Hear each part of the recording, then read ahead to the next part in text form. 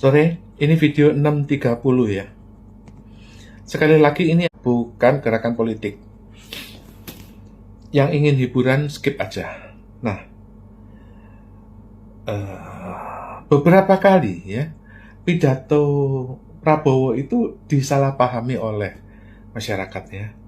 Dia berkukuh mengatakan bahwa saya mau kasih makan masyarakat. Ya, maksudnya masyarakat miskin supaya dikasih makan. Dananya dari mana? Dia bikin efisiensi 300 triliun lalu itu dijadikan program makan bergizi. Nah, dengan pemikiran dia adalah itu hasil efisiensi.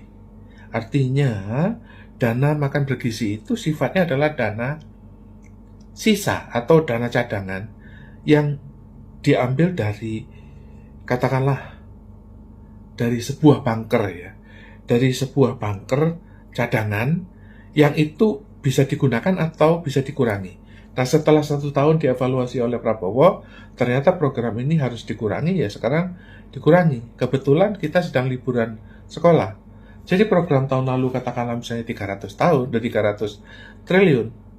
Mungkin tahun 2027 akan susut separuh. Mungkin ya. Nah, itu kita perhatikan. Jadi itu pola pikir Prabowo. Tapi banyak orang yang mengatakan bahwa, pengamat mengatakan bahwa rupiah jeblok, harga saham turun, dan sebagainya. Nah, Anda harus perhatikan dulu. Jadi ibarat sebuah pasien ya. Republik ini itu dilihat dari kacamata mana? Dilihat dari dalam negeri ya. Kita sudah terbiasa kok dengan korupsi. Maka dari itu ketika Nadiem itu dihukum 15 tahun ya, kita tuh sampai bingung loh, kok bisa orang dihukum 15 tahun, nyolongnya berapa sih gitu loh. Kita nggak tahu berapa kehilangannya uang negara itu. Dan bedanya sekarang itu, Prabowo itu bukan kelas Cinere atau kelas Hambalang ya. Prabowo itu sekarang didampingi oleh FBI dan CIA. Sekali lagi ya, Prabowo itu di dalam kejaksaan itu ada orang-orang FBI atau Department of Justice, Departemen Kehakiman itu Amerika, pasang orang di Kejaksaan Agung yang memeriksa transaksi, katakanlah Nadiem dicurigai mentransfer 4,8 triliun ke Cayman Island. Atau perhatikan ini video baru ini. Pola-pola di mana ada perusahaan induk, Mayora, di BVI, British Virgin Island. Itu nggak akan diketahui kalau kita itu pakai jaksa yang model Cinere atau model Kebayoran Blok M ya. Pemeriksanya itu adalah FBI. Oleh karena itu, seperti misalnya pasiennya, sekali lagi, republik ini itu adalah republik kurang darah. Karena apa? Karena darahnya disedot oleh kelelawar. Kelelawarnya siapa? Kelelawarnya ya eksportir sawit, eksportir batu bara. Itulah yang seharusnya ya. VOC itu 300 tahun yang lalu survive dengan ekspor tebu, karet, ya kopi, teh. Itu survive. VOC 300 tahun itu survive dengan ekspor itu.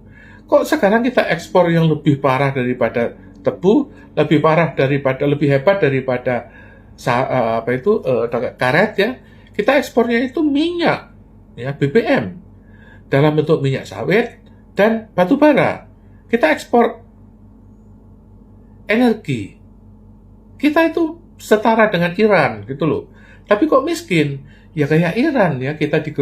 Iran itu digerogoti oleh organisasi tentara Islam ya. IRGC atau apa itu. Nah, kalau Indonesia itu digerogoti oleh kelelawar. Kelelawarnya siapa? Ya eksportir sawit, eksportir batu bara. Itulah yang didiagnosa oleh FBI di Indonesia.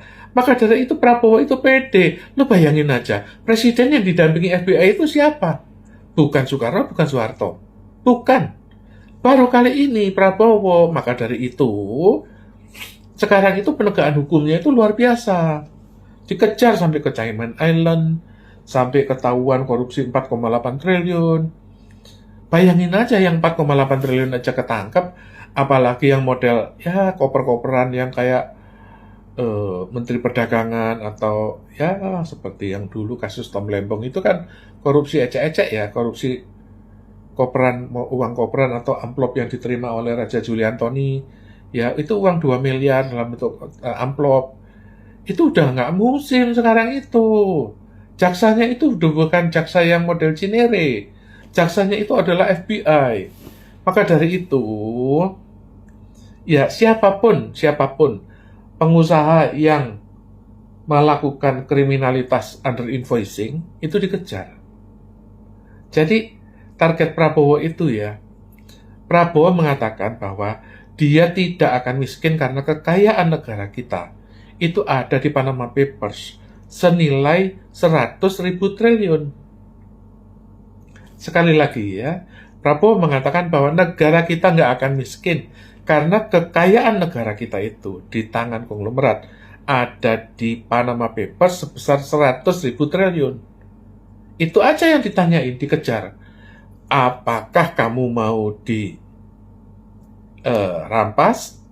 secara paksa lewat perampasan aset atau yang ada Kepres nomor 14 tahun 2024, yaitu Kepres FATF, Financial Action Task Force. Uang-uang mereka yang di Panama Papers itu ada datanya. Si anu, berapa. Saya punya datanya.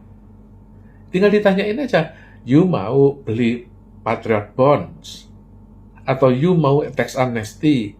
Atau you mau RJ, Restorative Justice? Atau you mau di buron? Kalau di buron itu dengan satu klik FBI di Indonesia, itu bisa merampas, membekukan uang siapapun, dimanapun. Terutama catatannya dari Panama Papers yang jumlahnya 100.000 triliun. Dan pemiliknya itu udah pada mati. Dr. Bun, itu pendiri Kalbe Pharma, udah mati. Ciputra, itu pendiri Ciputra Development, udah mati. Eka Cipta, pendiri Sinarmas, udah mati. Lim Siu Leong, pendiri Salim, udah mati.